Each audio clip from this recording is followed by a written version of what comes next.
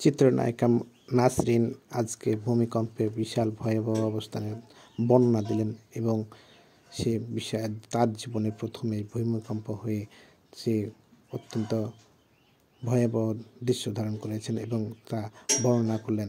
চলুন শুনে আসি। যেই মনের ভয়াবহ ভূমিকম্প হয়েছে এটা বলে বোঝানো যাবে না।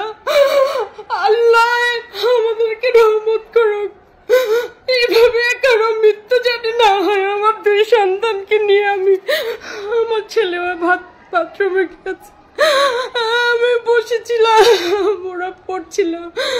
কতটা ভয়াবহ ভূমিকম্প!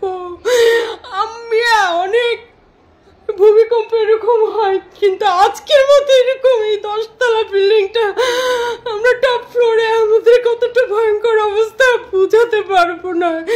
আল্লাহ সবাইকে তুমি দয়া করো, তুমি এত করুণ মৃত্যু কাউকে দিও না। আল্লাহ আল্লাহ আল্লাহ তুমি রহমত করো, রহমত করো।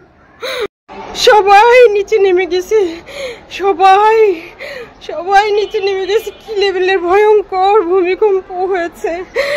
আমি অনেক অনেক ভূমিকম্প বিল্ডিং এরকম নড়ে, কিন্তু আজকে যেটা হয়েছে সেটা আর কখনো এত ভয়ঙ্কর ভাবে বিল্ডিং নড়েনি। মনে হচ্ছিল এই এখনই পড়ে যাবে।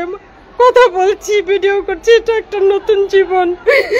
আল্লাহ আমাদের সবাইকে তুমি দয়া করো, সাহায্য করো, রহমত করো। জানি না কতজনে হার্ট অ্যাটাক করে মারা গেছে, জানি না, কিচ্ছু জানি না। আল্লাহ তুমি সবাইকে দয়া করো, হেফাজত করো। না